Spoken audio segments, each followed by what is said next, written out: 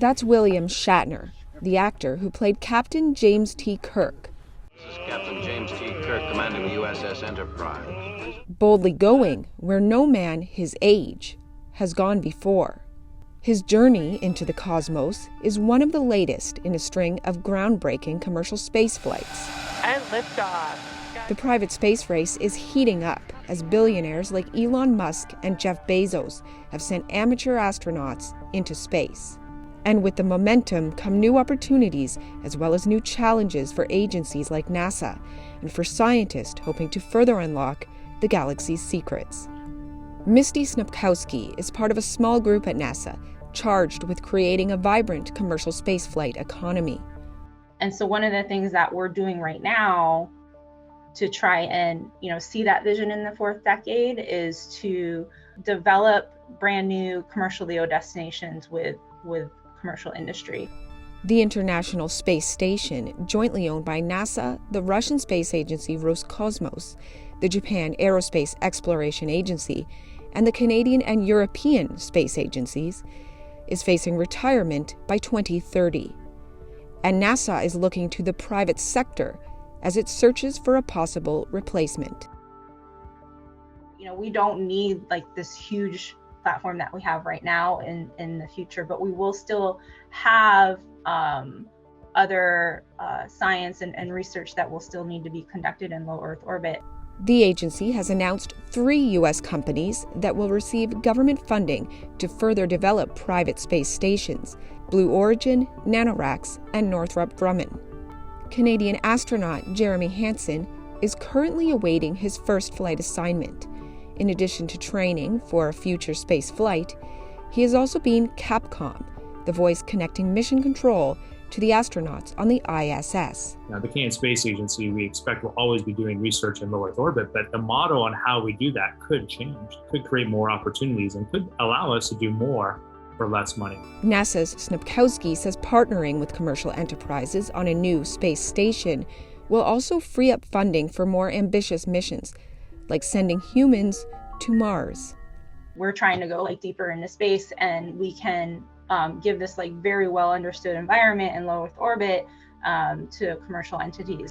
Jesse Rogerson, an astrophysicist at York University, says that frontier missions like NASA's Artemis, which will return humans to the moon, push science forward and help solve challenges here on Earth. Understanding, pushing that science to the very edge so that we can grow something on Mars would inevitably help us do better on Earth. NASA has approximately 200 long-term experiments on the ISS that will need to continue past 2030, especially if humans are expected to return to the moon and someday travel to Mars. A lot of them have to do with risk reduction for humans in spaceflight, right? So, a lot of the long duration effects on the human body, especially when we're talking about, trying to send people to Mars and, long duration missions to the moon. The agency is also thinking about its relationship with other countries as it looks to the future, and is working on keeping that diplomacy alive after the International Space Station is retired. There's a soft diplomacy there when it comes to space, where everybody comes together around it, right? From all different parts of the world. And so that's definitely something that NASA wants to maintain. It's very important for the agency. And so that is something that we're working on to figure out, what would that model look like going forward once we transition to these commercial platforms. Hansen says the Canadian Space Agency is continuing to collaborate with the U.S. and other governments on projects like the Lunar Gateway, a space station which will orbit the moon, while also expanding into industry partnerships, and he expects that collaborative spirit will continue. When you look at that gateway, the same things are happening. We're inviting commercial players to try and buy down the costs of some of that to help us, but we're also inviting international governments to partner. And so I think space collaboration, we've already set a tremendous example about how we can work together, how we can do more together.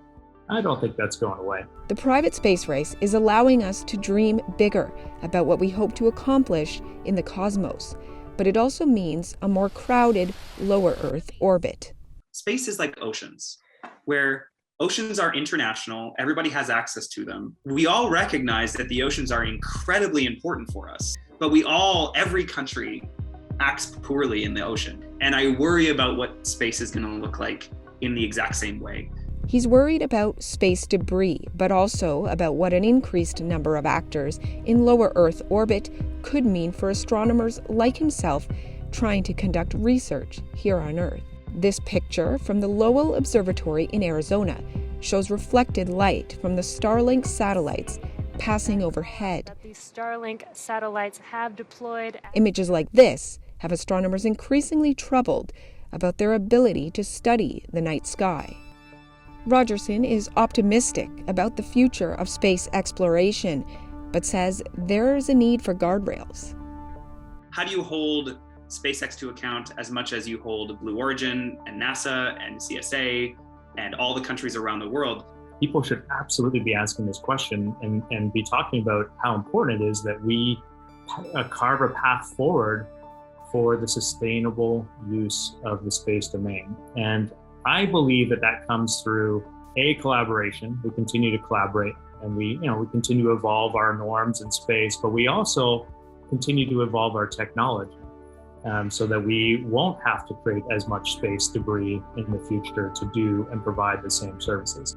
It's collaboration that will get us to new frontiers and potentially create new technologies to protect those frontiers we've already explored. Thanks for watching Global News. To stay up to date on the latest breaking national and international news, be sure to subscribe to our channel.